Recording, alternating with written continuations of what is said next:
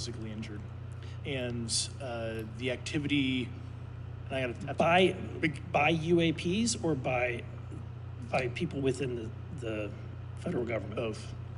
Okay, so there has been activity by alien or non-human technology and or beings that has caused harm to humans.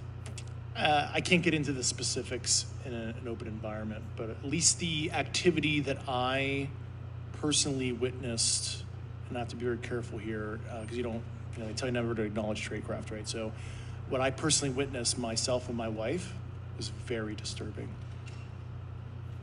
Okay. One of my constituents actually sent this next question, and I figured I'd ask it since I had the same thought. You've said that the U.S. has intact spacecraft. You said that the government has alien bodies or alien species.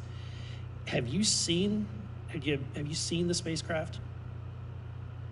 I have to be careful to describe what I've seen firsthand and not in this environment, but I could answer that question behind closed doors. Yeah. And have you seen any of the bodies? That's something I've not witnessed myself.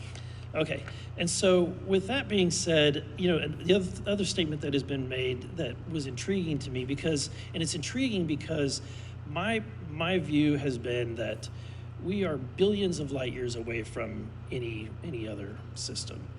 And the concept that an alien species that's technologically advanced enough to travel billions of light years gets here and somehow is incompetent enough to not survive Earth or crashes is something that I find a little bit far-fetched.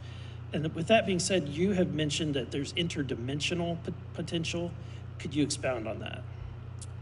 Yeah, to answer your first question, and I'm here as a fact witness and expert, but I will give you a theoretical framework, at least to work off, to kind of espouse crashes, regardless of your level of sentience, right? Planes crash, cars crash, n number of sorties, however high, a small percentage are going to end in mission failure, if you will, as we say in the Air Force. And then in terms of multidimensionality, that kind of thing, the framework that I'm familiar with, for example, is something called the Holographic Principle. It derives itself from general relativity and quantum mechanics, and that is, if you want to imagine a 3D object such as yourself casting a shadow onto a 2D surface, that's the holographic principle. So you can be quasi-projected from higher dimensional space to lower dimensional. It's a scientific trope that you can actually cross, literally, as far as I understand, but there's probably guys with PhDs that we could probably argue about that. But you have not seen any documentation that that's what's occurring? Only a theoretical framework discussion. Yes. Okay. Okay. Occam's razor is that these aircraft, have they been identified that they are being produced by domestic military and contractors? Is there any evidence that that's what's being recovered? Not to my knowledge, plus the recoveries predate a lot of our advanced programs that I previously am witting of. So.